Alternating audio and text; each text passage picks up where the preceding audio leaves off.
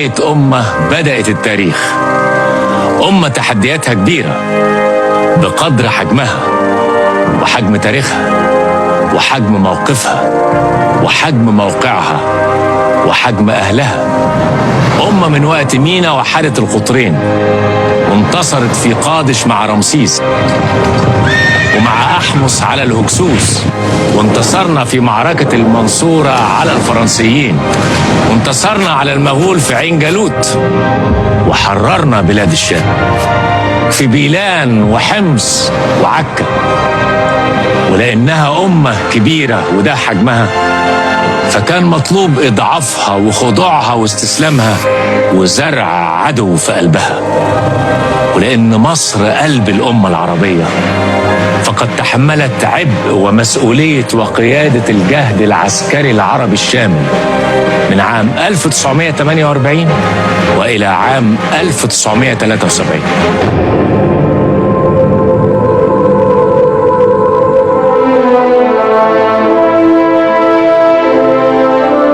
في عام 1948 تم زرع العدو وفرض وجوده.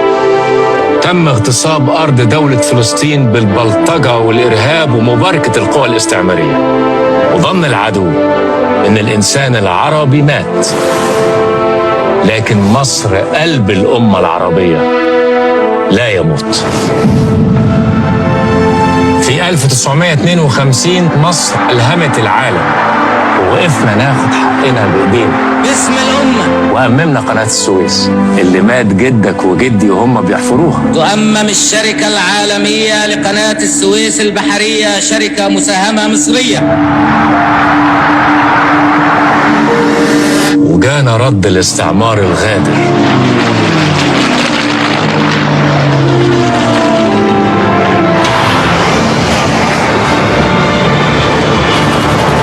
وقاومنا، وكانت مقاومتنا انتصار بروح وإيد أهلنا في بورسعيد والسويس وإسماعيلية.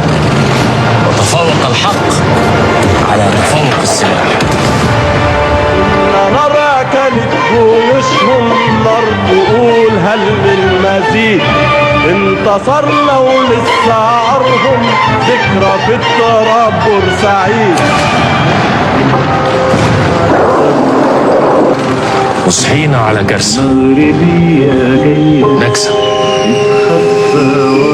وتحطمت الطائرات عند الفجر. شالت من ليالينا القمر. وأصبح الصمت موت، أوليس الموت صمت؟ نعم، فقد ضرب قلب الأمة العربية النابض.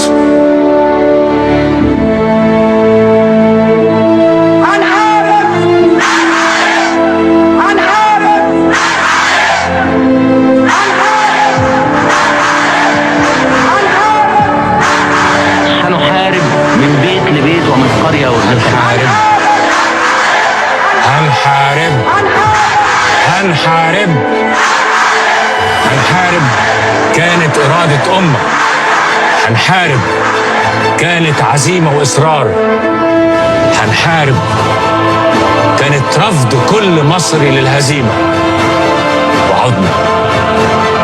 وعدنا بعد أن تصورت الدنيا أننا قد انتهينا.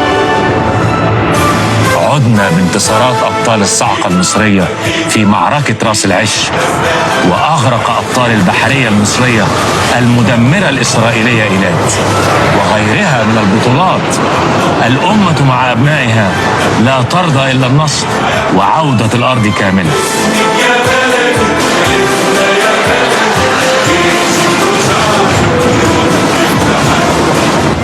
رحلة أمة من تحطم الطائرات عند الفجر بلا حرب إلى سقوط الأسطورة المزيفة عند الظهر. رحلة من الذل والإهانة والدفاع إلى العزة والكرامة والهجوم. والهجوم كان مفتاح انتصار الأمة في أكتوبر 73.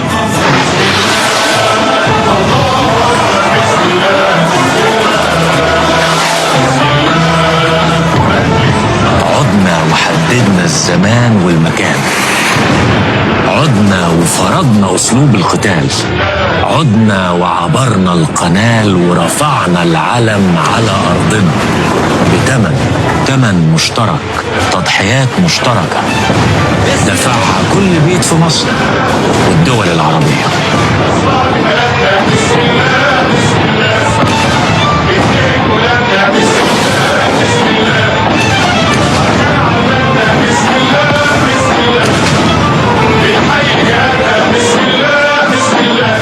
6 أكتوبر 1973 انتصرنا بوحدة الصف المصري والعرب، حطمنا أسطورة الجيش الذي لا يقهر، فالحق لا يحميه إلا القوة. إذا كان الجيش المصري قدر يعملها مرة فهو هيبقى قادر يعملها كل مرة. وإذا كانت قواتنا المسلحة المصرية هي الدرع والسيف الحامي للحدود، فهي دائما الدرع والسيف الحامي في الداخل لتأمين جموع المصريين وحفظ مقدرات الوطن.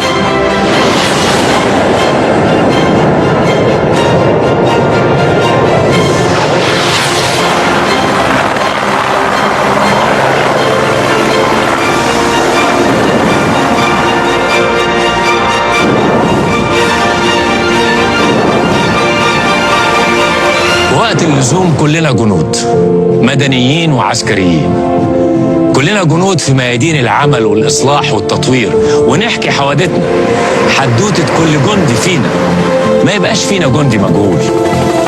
ما هو ضروري نبقى عارفين كل واحد فينا عمل ايه. وقت اللزوم كلنا واحد، واحنا بندافع عن الأرض، واحنا بندافع عن وجودنا، فريق واحد وأمة واحدة.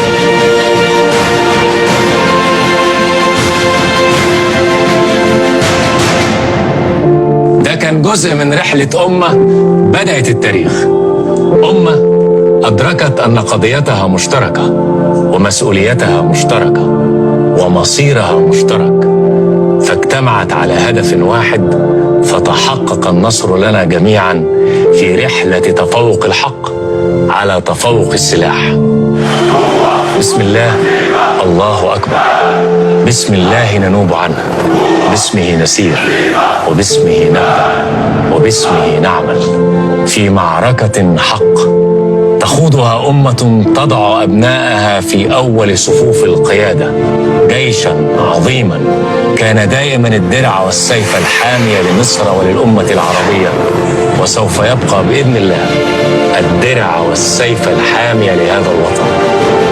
اللهم انصر الحق واحفظ مصر وأهلها واجعلهم في رباط إلى يوم الدين.